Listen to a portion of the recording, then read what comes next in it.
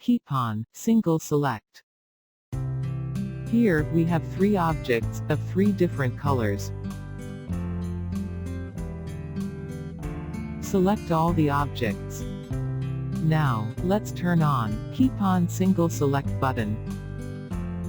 Now, we will click on the Select Next Object button, and the first created object will be selected.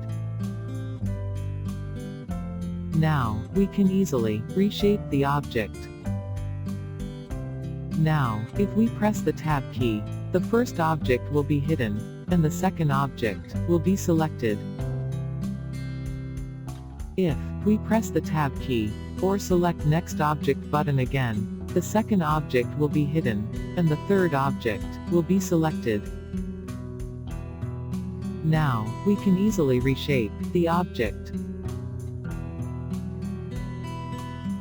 And, if we press the Shift plus Tab key, or the Select Previous Object button, the previous object will be selected.